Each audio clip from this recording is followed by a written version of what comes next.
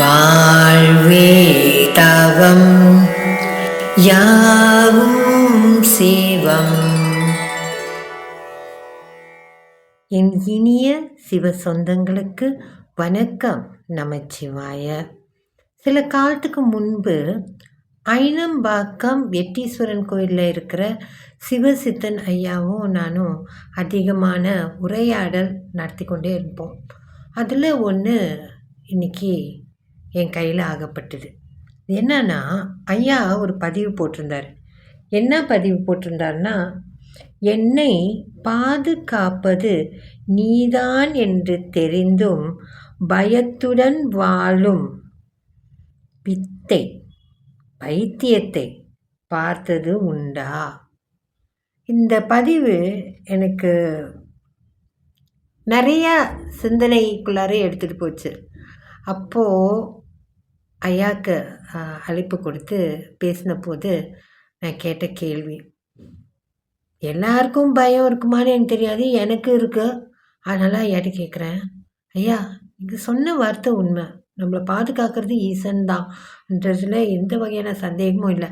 அப்புறம் ஏன் இந்த பயம் வருதுன்னு கேட்கும்போது அவர் சிரிச்சுக்கிட்டே, அவரோட சிரிப்பே ஒரு தனி அழகு தெரியுங்களா, ஒரு சிரிச்சுக்கிட்டு சொன்னார், இல்லை தாயே அப்படி இல்லை, நமக்கு அவர் மீது இருக்கிற அந்த நம்பிக்கை முழுமை பெறலை. கொஞ்ச நேரம் அப்படியே ஸ்தம்பிச்சு போணுச்சு தான்.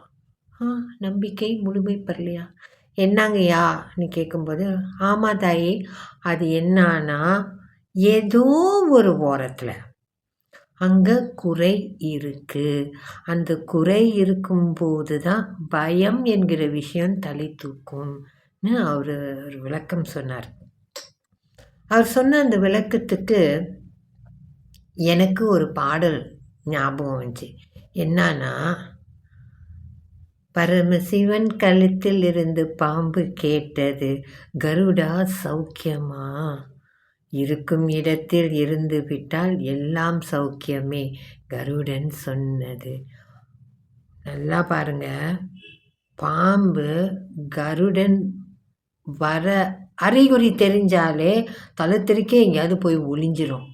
அப்படிப்பட்டது கருடனை பார்த்து, என்னப்பா சௌக்கியமா இன்னும் ஒரு நக்கலோடு கேட்குதுன்னா, ஏன் அது இருக்கிற இடம் ஈசனோட கழுத்தில் அது உட்காந்துருக்கு, அதுக்கு எந்த வகையான ஆபத்தும் வராதுன்றது அதுக்கு தெளிவாக தெரியுது.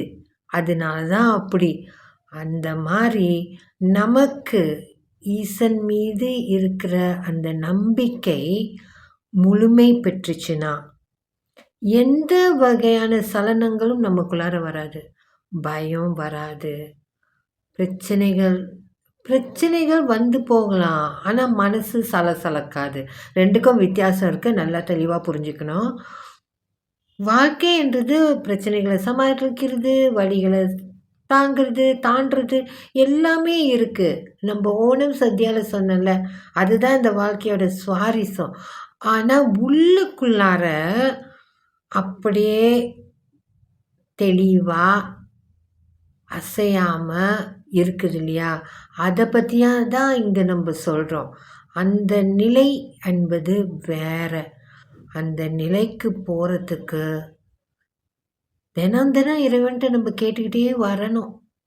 இது முழுமை பெறட்டும், ஆசீர்வாதம் செய், என்னைக்காவது ஒரு நாள் கண்டிப்பாக முழுமை பெறும். அப்போது எல்லா எதிர்மறையான எண்ணங்கள் உணர்வுகள் நம்மளை தாக்காது.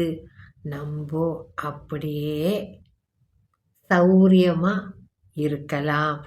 ஏன்னா நம்மோடு இருக்கும் ஈசன் நம்மளை தொடர்ந்து வழிநடத்தி கொண்டே இருக்கின்றான். நன்றி. நமச்சிவாய.